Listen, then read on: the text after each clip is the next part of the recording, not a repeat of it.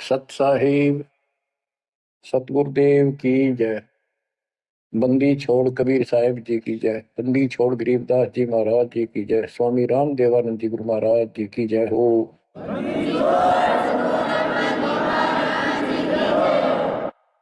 सर्व संतों की जय, सर्व भक्तों की जय, धर्मी पुरुषों की जय।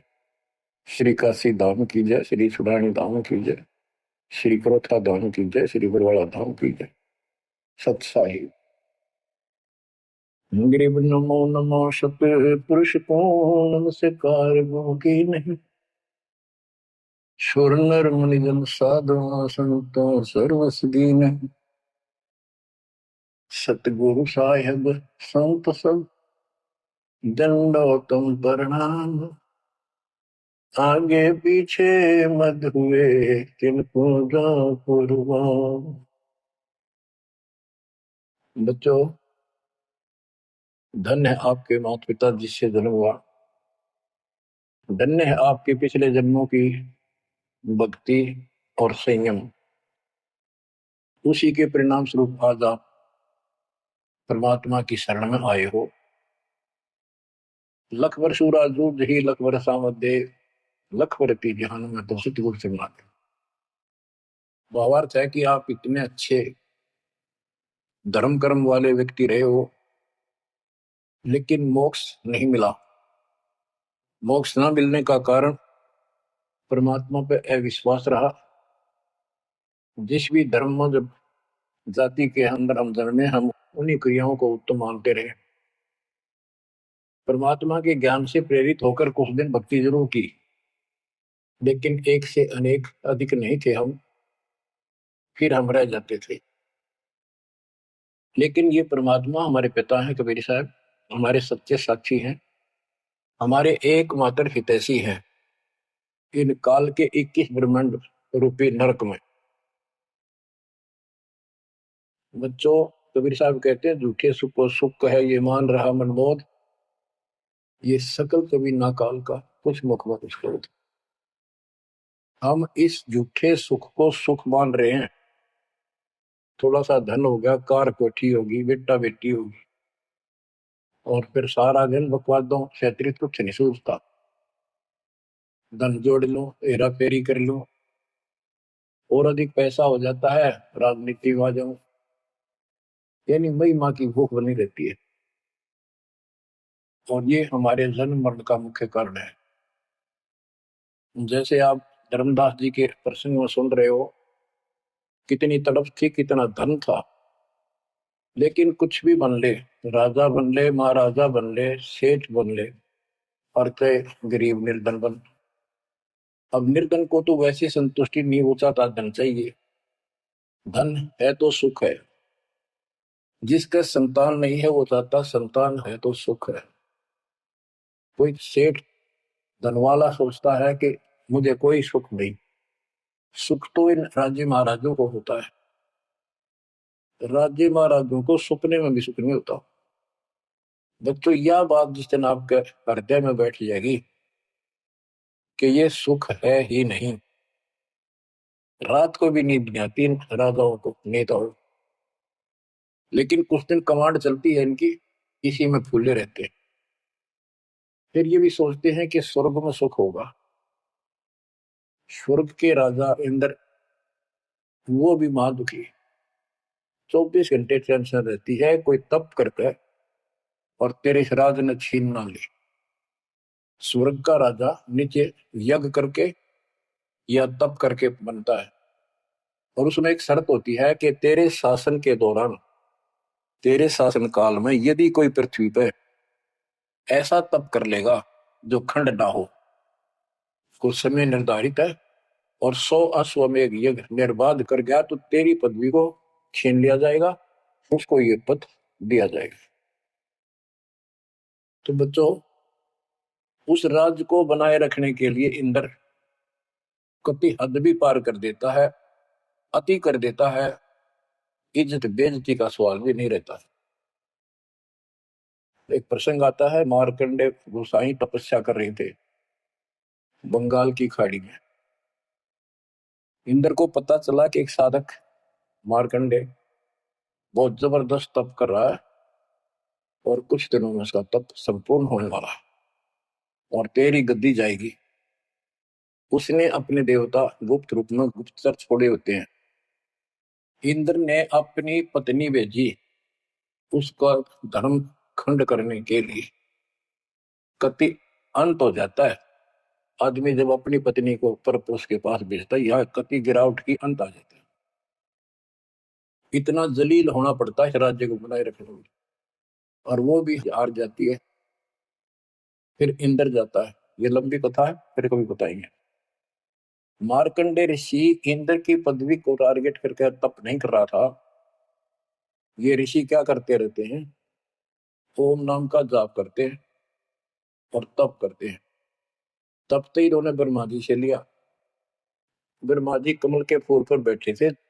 जब वो होश में आए, कमल जल पे होता कमल का फूल, सब जगह जल ही जल था। आकाशवाणी हुई कि तप करो। यह आकाशवाणी उसने भगवान की मानी। 1000 वर्ष तप किया। फिर आकाशवाणी हुई सृष्टि रचो, यानी जीव उत्पत्ति करो। तो कहने का भाव ये है बच्चों, फिर बाद में इनको वेद मिले, ब्रह्मा ने वेद पढ़े। ये सारे ब्राह्मण ब्रह्मा की संतान है। इनका सबका गुरु ब्रह्मा जी है। ब्रह्मा जी ने इनको बताया ओम नाम का जाप वेद में लिखा है। बच्चों ब्रह्मा जी ने वेदों को पढ़ा। उसमें यजुर्वेद अध्याय 40 मंत्र 15 में ओम नाम है। चारों वेदों में कहीं और दूसरा नाम नहीं, ना दोबारा ओम नाम का जिक्र है। तो इन्होंने ओम नाम तो वेदों से ले लिया और तत् आकाशवाणी मान ली भगवान की ब्रह्मा जी ने। तो ऋषियों ने उसी आधार पर साधना की। मार्कंडे भी वही डले डोरा था। उसको इतना जरूर पता था कि इंद्र का राज एक अन्य गानी ओम के जाप से ब्रह्मलोक प्राप्ति होती है। तो वो ओम नाम का जाप करता था। उधर से वो तप भी करता था। ओम नाम के जाप से ब्रह्म लोक प्राप्त होता है। गीता अध्याय 8 श्लोक 13 में गीता बोलने वाला प्रभु कहता है ओम इति एक अक्षरम ब्रह्म विवहारं माम अनुसमरण ये पर्याति पदम देहम स याति परमाम गतिम। मुझ ब्रह्म का केवल एक ओम नाम है। जो इसका अंतिम सांस तक भक्ति करते हुए शरीर छोड़ के जाता है, वो ओम नाम से मिलने वाली परम गति यानी ब्रह्मलोक को प्राप्त होता है। ब्रह्मलोक प्राप्त होता है, ये कहाँ प्रमाण है? श्री देवी महापुराण। श्री देवी जी दुर्गा जी राजा हिमालय को बताती है। राजा हिमालय कहता है जी मुझे मोक्ष मार्ग बताओ। वो देवी का परम भगत था। देवी ने राजा हिमालय को बताया कि ओम नाम का जाप कर, इससे ब्रह्म की प्राप्ति होगी। दिव्य आकाश रूपी ब्रह्मलोक में रहता है। इति सिद्धम, ओम नाम के जाप से ब्रह्मलोक प्राप्ति है। गीता अध्याय 8 श्लोक 16 में लिखा है कि ब्रह्मलोक में गए साधक भी पुनरावृत्ति के अंदर है, दोबारा जन्म मृत्यु में आते हैं। अब जो भी जो साधना कर रहा है उसको कति उत्तम मान के कर रहा है, ना तो करे को नहीं, इच्छा ही नहीं बना उसकी। बताओ, इनको ये नहीं बता तुम कर के रहे हो, इसका प्रतिफल क्या हो। एक कथा सुनाऊं, छोटा सा चुटकुला, सच्चाई है, चुटकुला नहीं, उदाहरण। दास के पास एक बहन अपनी दूसरी बहन को लेके आई। उसका पति शराब पिया करता और रोज पीटे, झगड़ा रखे। तो जो लेके आई थी उसका पति भी इतना नालायक था। परमात्मा ने दया करी, वो सुधर गया और तगड़ी भक्ति करने लग गया, खूब सुधर गया, चर्चा होगी गांव में। तो वो बहन बोली जी मैं तो अपनी बहन को देख के आई हूँ, इसका तो सारे सुख होंगे। मैं बेटी आपके भी होंगे, आपको ये हमारी मर्यादा का पालन करना पड़ेगा। वह बोली जी मैं ये व्रत ना छोड़ दूं, 16 शुक्रवार के व्रत करती हूँ। 16 शुक्रवार के व्रत करने हैं, मतलब 5-6 हुए हैं मेरे। मैं बोला हमारा नाम लेना बेटी वो सब त्यागने पड़ेंगे। ये व्रत रखती किस उद्देश्य से है, क्या लाभ होगा आपको? फिर तो वो बहन बोली जी बताई थी किसी ने, अब तेरा पति शराब छोड़ देगा। मैं बोला पहले 16 शुक्रवार व्रत के प्रतिफल बताऊं के उसे, इसका लाभ क्या है?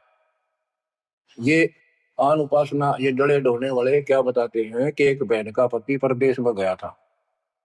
और वो 2 3 4 साल तक आया नहीं। उसने किसी ज्योतिषियों से दिखाया, पतरे हाथ दिखाए, किसी ने बता दिया कि तेरा पति तुझे भूल चुका है, तेरी याद नहीं रही। माता संतोषी के व्रत रख 16, तेरा पति वापस आ जाएगा।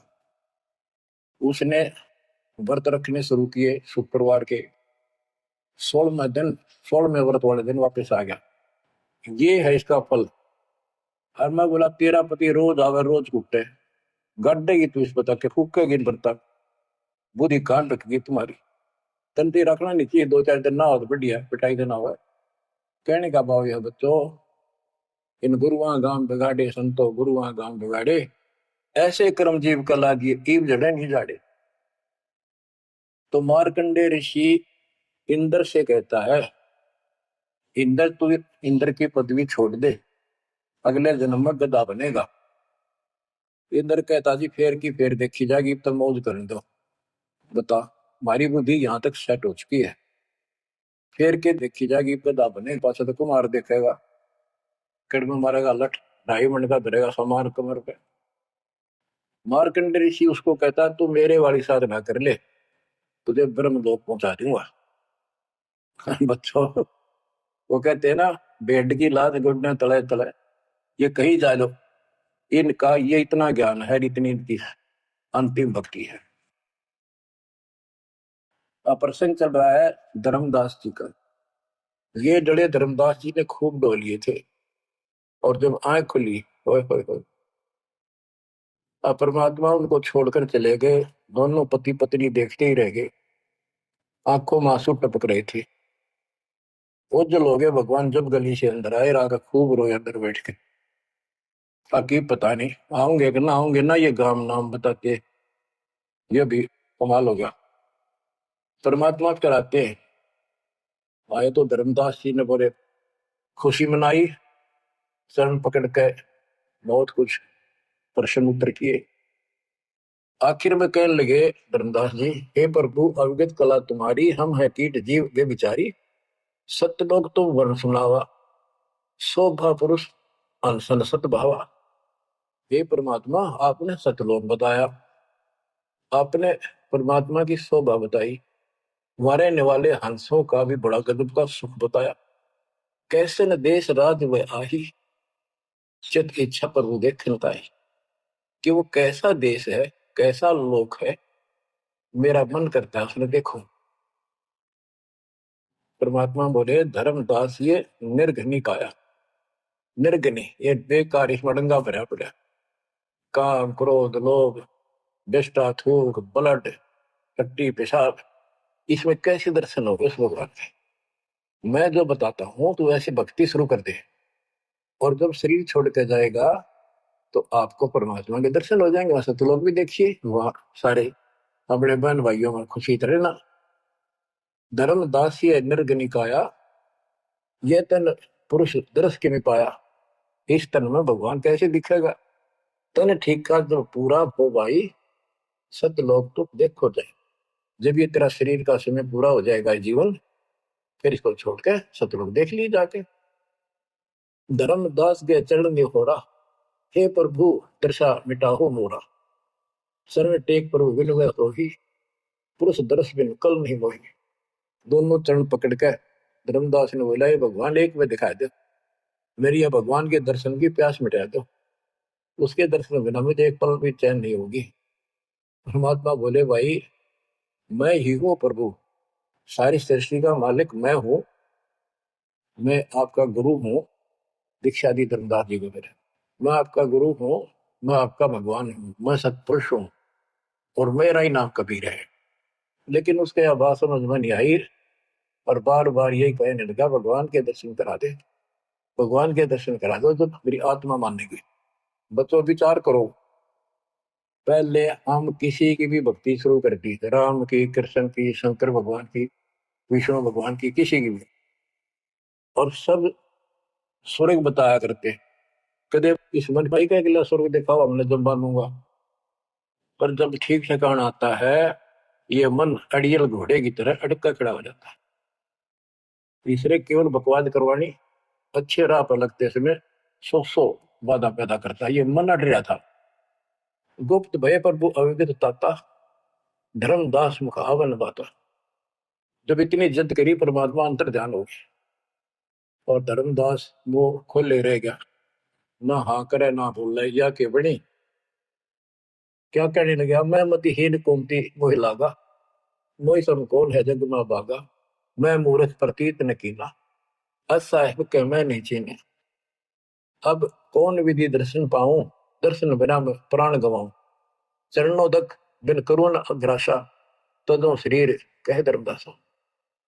अब क्या कहता है, मैं बड़ा निकम्मा, मैं दुष्ट आत्मा, मतिहीन, कितना मुंह ला लिया भगवान ने मेरे को, और देख मैं कितनी इज्जत कर गया, मेरे जैसा निर्भाग धरती पर नहीं।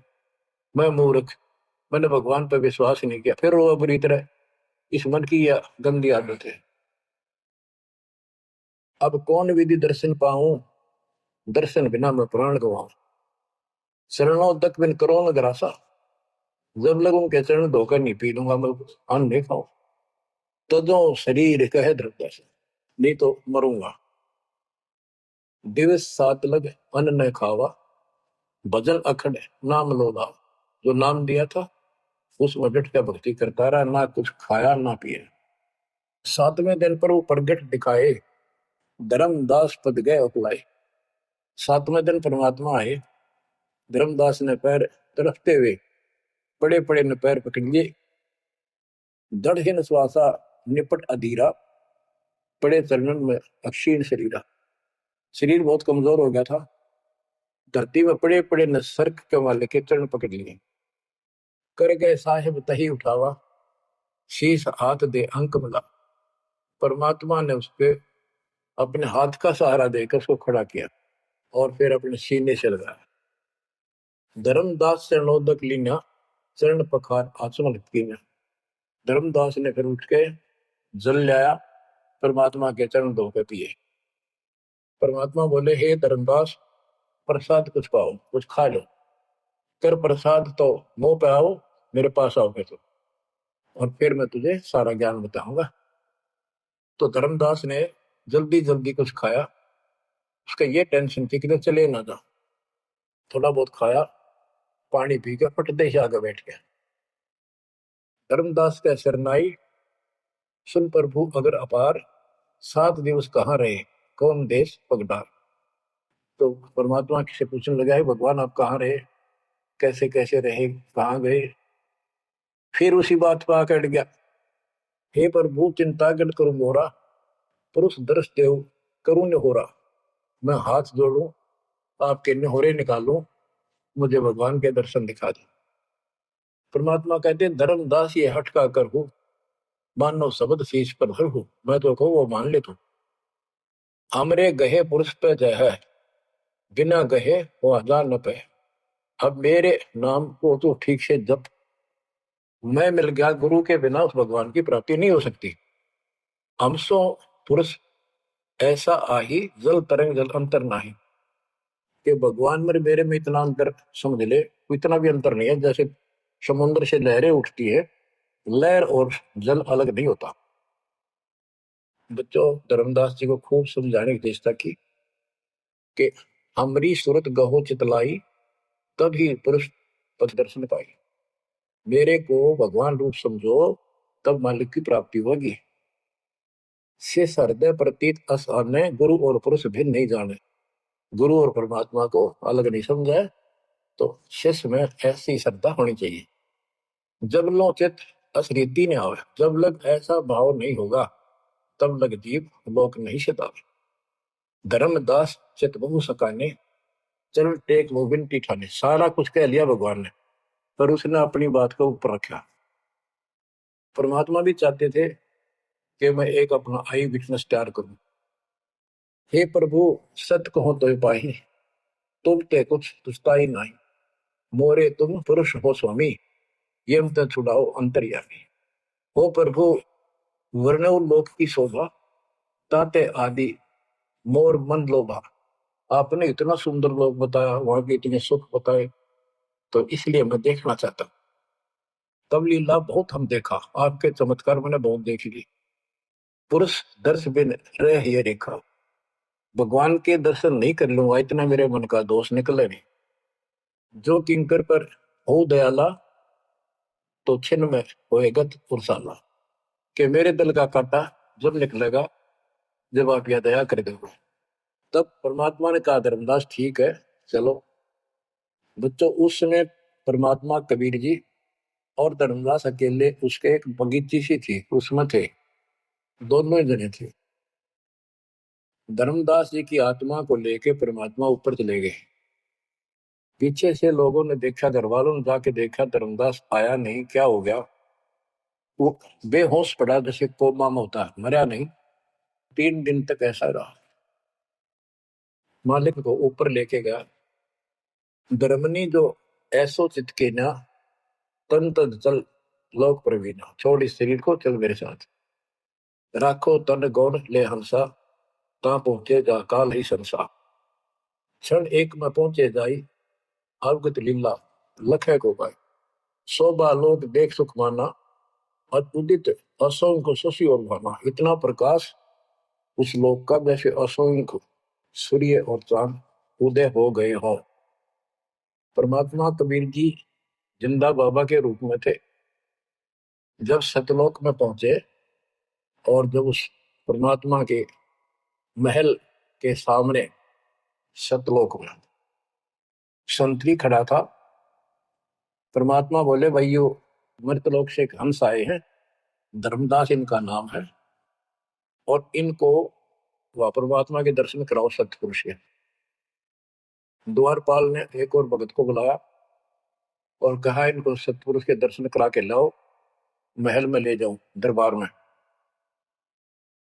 जब वो लेके चला धर्मदास जी को, बहुत से भगत और आगे हंस हंसनी, यानी जैसे यहाँ भगत कहते हैं वहां हंस कहते हैं, भगतमती कहते हैं वहां हंसनी कहते हैं।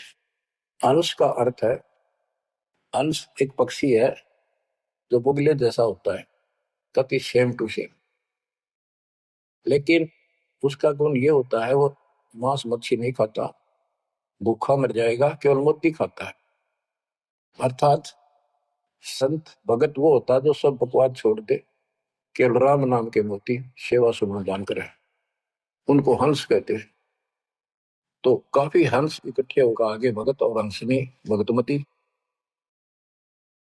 बच्चों जैसे दास बताता रहता है, जो बच्चे स्कूल में सुख लेना चाहते हैं और वहां बकवादों में लगे रहते हैं वो सदा दुखी होते हैं। अपनी पढ़ाई पूरी करके बढ़िया नौकरी मिल जाए फिर नाचो गाओ, वहां सुख लो सारा। नाचने गाने का मतलब यहाँ पृथ्वी लोक पर रहना नहीं। भाव ये है कि जब आप सतलोक चले जाओ तो वहां मौज करियो सारी है। यहाँ का एक नाचना कित का गाना, एक पलक में पता नहीं क्या हो जाए। तो जैसे सतलोक में दूसरे धर्म वाले कई कहते हैं, जो सतलोक की महिमा बताते हैं कि सतलोक में प्रकाश ही प्रकाश है, वहां और कुछ है ही नहीं। वो आत्मा उसमें ऐसे मिल जाती है जैसे बूंद समुद्र में। ये पूरा राधा स्वामी पंथ, सच्चा सौदा वाले, सरसाले देव गुरुदेव वाले और भी सब इस गहर रटला रहे, वहां कुछ नहीं है। और आंखों देखा धर्मदास क्या बताता है, वाणी पढ़ता हूँ, ये वैसे लिखी हुई है पुराने समय की, शुद्ध नहीं है इतनी, लेकिन अर्थ गजब का है इसका। कहते हैं जित देखा जगमग झलका ही, देखत हर्षित भय ही भाई। धर्मदास ने जहां देखा इतनी सुंदरता प्रकाश में गजब का नूर चमक, देख देख खुश हो रहा है। द्वारपाल हंस जो रहिया, ता मैं एक हंस से कहिया, ए हंस तुम जाओ लिवाई, पुरुष दर्श दे आनो भाई। इसको धर्मदास को ले जाओ, परमात्मा के दर्शन करा के वापस यही ले आना। चले लिवाए पुरुष पैजा, अचानक हंस वो आए तब ही। वहां बहुत से अचानक और हंस आगे वक्त। करत कोलाहल मंगल चारा, शोभा अद्भुत अंग अपारा। ओहो, उनके जो वहां पर भगत आए और भक्तनी आई, इतने गजब के सुंदर शरीर देखते ही बने। उनके गले में रत्नों की माला और जगमग दे, बहुत गजब का, बहुत सुंदर कपड़े पहन रखे, अमर चीर शोभा धर्माए। अनसन भाल शोभा के वर्णो।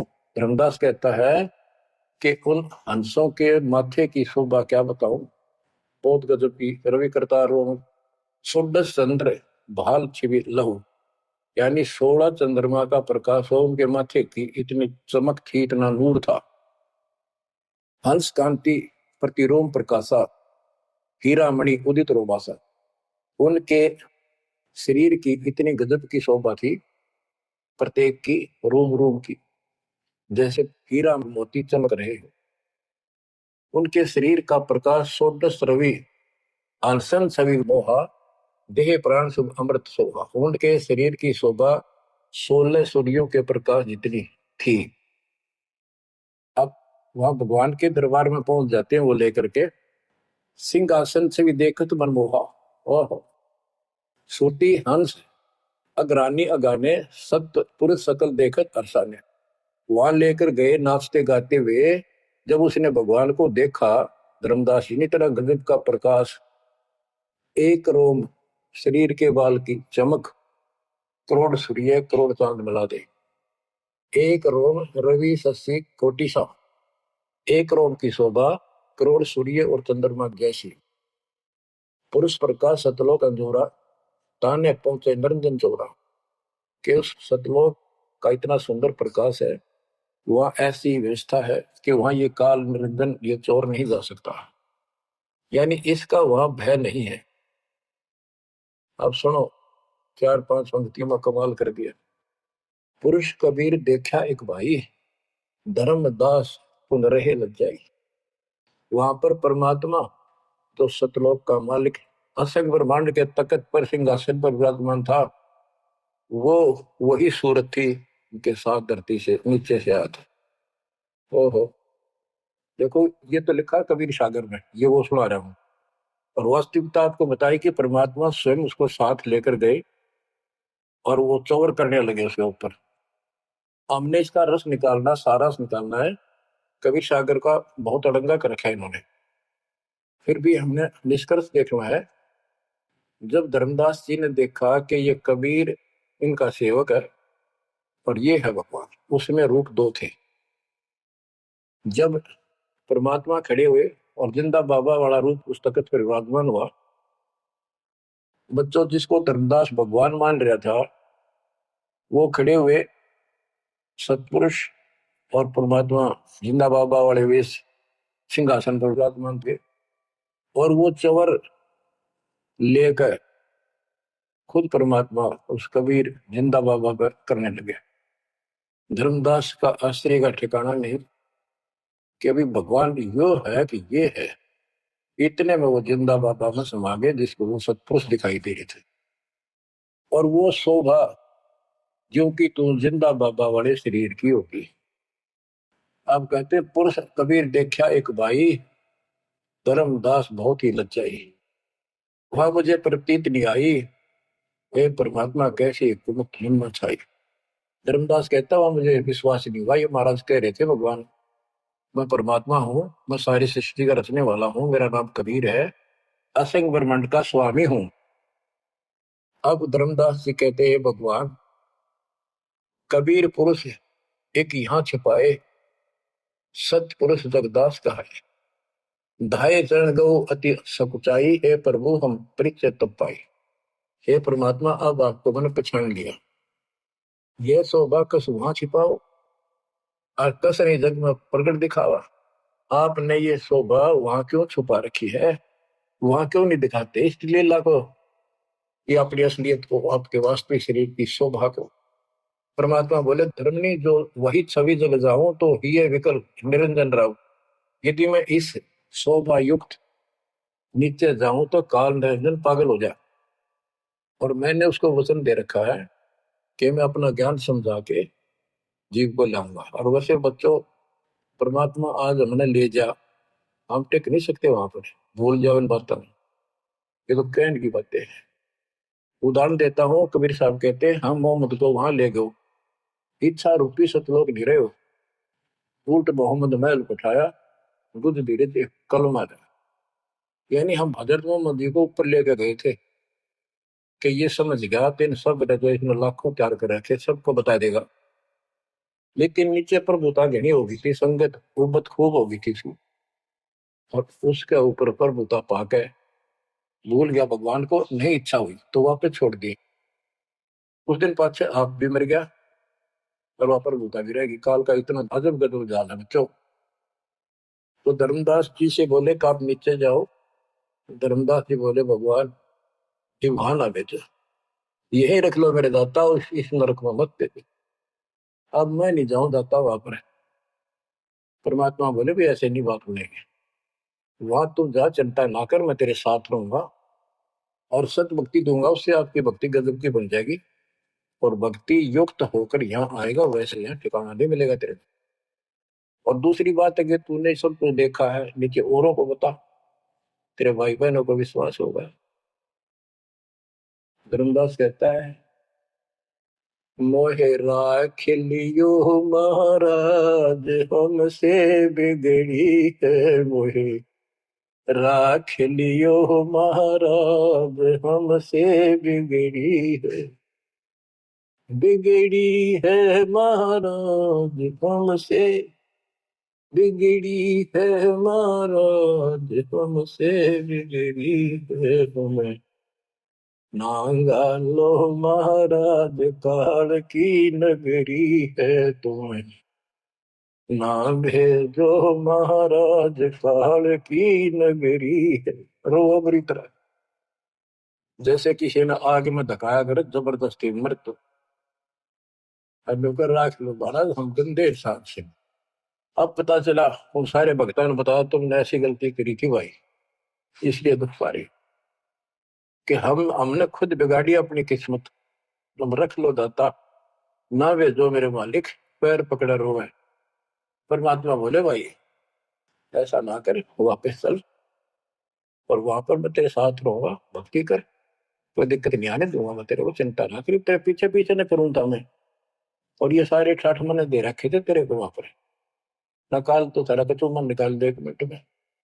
धर्मदास को फिर हौसला हुआ और तीसरे दिन शरीर में वापस आया। आसपास सारे रिश्तेदार भी आ गए 3 दिन में, सारा गांव क्यों सेठ था, पैसे वाला था, लोग जोर बैठे, ना मरता ना जिंदा, इसका क्या हाल हो गया। परमात्मा ने बताया मैं काशी में हूँ, एक दुल्हे का काम करता हूँ, मेरा नाम कबीर है, मेरा गुरु रामानंद जी है, स्वामी रामानंद, जो वहां के प्रसिद्ध संत हुआ करते थे। धर्मदास जी सचेत हुए, उठे तो देखा चारों तरफ हाहाकार मच, चारों जिंदा हो गए, तो एकदम खुशी की लहर आ गई। आमने भी रोए, तो वो कहने लगा क्या हो गया तुमको। तो बोले आप तो मर गए थे, ना मरो थे ना जियो थे, अचेत पड़े थे, बेहोश थे, हमको टेंशन हो गई थी कि मरेंगे। तब उसको विश्वास हुआ, नहीं तो स्वप्न मानना वो, ये मन इतना दुष्ट है, इतना उल्टा चल रहा है, जब ठीक ठिकाने की तरफ चलता है जीव, परमात्मा का सर नहीं छोड़ते, ये उसका बाप है। तो तब धर्मदास को विश्वास हुआ, अरे तेरे सचमुच मैं तो सचखंड गया, सतलोक गया था। फिर उनको बताने लग गया सारी, मैं वहां गया था, फकिंदा बाबा भगवान है, खुद है, सारी सृष्टि के रचने वाले हैं, ब्रह्मा विष्णु महेश, तब के सामने कुछ भी नहीं है। वो रिश्तेदार आए थे तो चले गए, पागल हो गया, भांडन दे, जिंदा हो गया शुक्र है। लेकिन जिसका लागे वो तंत्र। धर्मदास काशी पहुंचे और देखे दुल्हे के रूप में बैठे वो सूरत क्यों की तू, चरणों में पड़ गए। आसपास के कॉलोनी के लोग आगे बुलाए, बताओ पूछे कौन है, ये सेठ है, ऐसे ऐसे कांधोगढ़ का प्रसिद्ध सेठ है। और सब ने के देख किसी पागल हो रहे लोग इस नीरू के पुत्र को भगवान मानते हैं, इनकी अकल पर पत्थर पड़ी। यानी जुलाहे भी ये बात बोला, तो देखा वो यही कहा। धर्मदास जी ने चरण पकड़ कर छोड़े नहीं, परमात्मा गलती बहुत होगी, हे दयालु माफ करो। जब परमेश्वर ने उसको कहा बच्चा तेरा दोष नहीं, इस काल ने सबकी बुद्धि फेर रखी, और जो भी ये सारा संसार आपको दिखाई देता है ये कुछ भी नहीं है। एक सेकंड में मृत्यु हो जाती है इंसान की, और फिर कुत्ते गधे बनाकर छोड़ देता है। इसने तो सच्ची भक्ति करने नहीं देनी, या सच्ची भक्ति या जैसी भी आस्था मैं ही जीवों की बनाए रखे हुए हूँ। उस टाइम तो धर्मदास जी सारी मान्य था, कोई बात ही नहीं रही। अब परमात्मा बोले धर्मदास आप अपने घर जाओ, और बच्चा मैं वही आऊंगा तुम्हारे पास। धर्मदास बोला जी आइयो, मेरा बेटे ने भी समझाइयो, और आमनी ने भी सतनाम दिया, बेटा भाई मैं आऊंगा पक्का। धर्मदास से ले गए परमात्मा वहां, आमनी को नाम दिया। और धर्मदास जी बोले जी मेरा एक पुत्र है नारायण दास, उसको भी समझाओ। धर्मदास जी ने नारायण दास बुलाया, क्या जा भाई, गुरु जी आए, भगवान आ रहे हैं। बैठ गया, परमात्मा ने जो ज्ञान सुनाया उठ के चल पड़ा। फिर बुलाए तो भी नहीं आया। अगली बार भगवान ने खूब कह लिया, बुला लिया भाई तेरे बेटे ने नाम दे दूंगा। धर्मदास गया, बेटा आजा, नारायण दास कल्याण हो जाएगा, काल के जाल में फंस गई। वो कहता पिताजी आपकी मति मारेगी, इस जुलाए ने आपको बुद्धि भ्रष्ट कर दिया, देवताओं को छोटा बताता है ये देवताओं की निंदा करता है, मैं न इसके दर्शन भी करूं। धर्मदास ने खूब कह लिया पर लड़का मानना नहीं। धर्मदास जी रोने लग गया महाराज के चरणों में। दाता एक का पुत्र मेरा हरियुकाल के मुंह में जागा, दया करो दाता, इसको शरण में ले लो दाता, हे भगवान मैं बहुत दुखी हूँ। परमात्मा बोले बेटा मैं समझाऊं तू समझावे, और इसकी माँ समझावे, कि तुम्हारे से ज्यादा इसका हमदर्द कौन हो सकता है। जब ये आपकी नहीं मानता तो भाई इसको छोड़ दो। ये महाराज ने के छेड़ा जाता है, ये महाराज समझाओ इसने। परमात्मा बोले भाई युग काल का दूत भेज रखा तेरे घर पे, कति चौगर ते तो बांध रखा तू, क्या बात मान ले मेरी। अब काल का दूत का धर्मदास का दुख हुआ इस बात का, हाय एक लौते पुत्र ने गुरु जी काल का दूत क्यों बतावे है।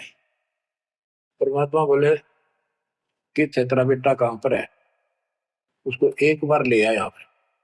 धर्मदास बोले बेटा चल, तो कुछ ना सुनिए बैठ जाओ बस। वो आ गया।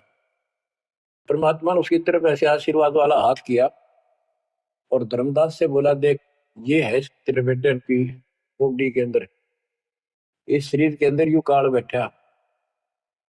उसका शकल देखी उसने छोरे के अंदर से, वो वास्तविकता थी उसको काल के दूत की। ओछा माता, लंबे दूत, विकराल शरीर। परमात्मा बोले यू बैठा इसके अंदर, यू काल का दूत है, ये कभी भी नाम नहीं लेगा, न तेरे साथ चलेगा।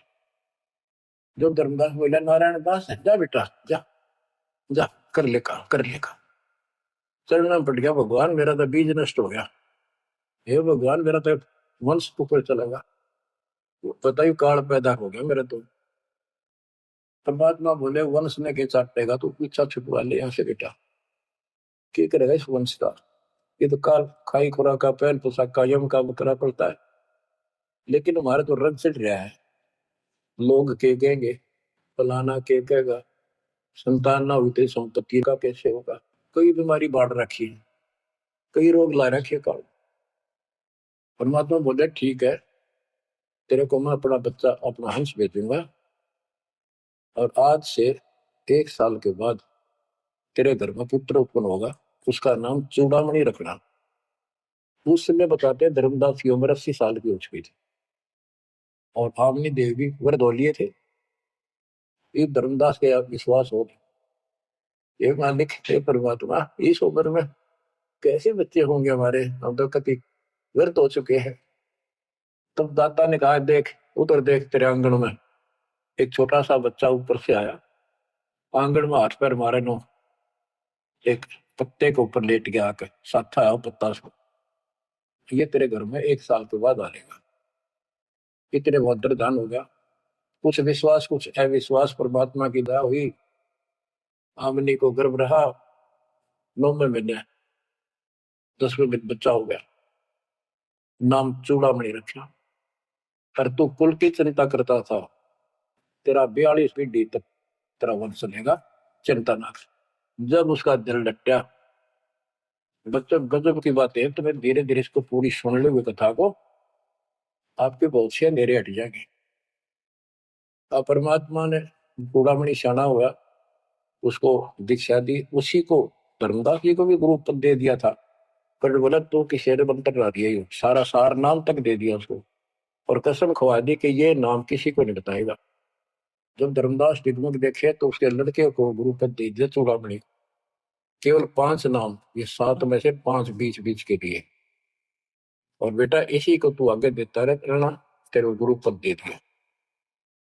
परमात्मा की कोशिश थी, ये मंत्र करते रहेंगे, इनको मनुष्य जीवन मिलते रहेंगे, भगवान की आस्था इनमें बनी रहेगी, कुछ लाभ होते रहेंगे, और इस बिचली पीढ़ी तक जाना था उनको। लेकिन धर्मदास उसको बता दिया था कि काल मेरे नाम से 12 पंथ चलाएगा, तू सारे गलत साधना करवाएगा, और तेरे वंशज, तेरे परिवार वाले 6ठी पीढ़ी में जाके ये असली नाम भी छोड़ देंगे। एक टकसारी पंथ होगा, उसकी साधना शुरू कर देंगे, जो एक आने की नहीं होगी।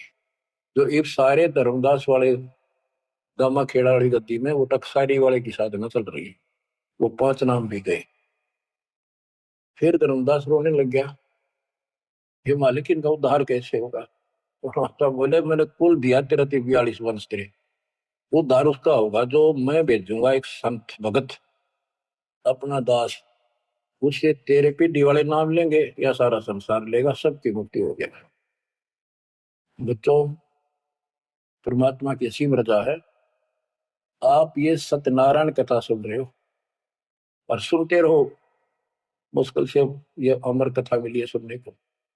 मालिक आपको मोक्ष दे, सदा सुखी रखे। सत्साई।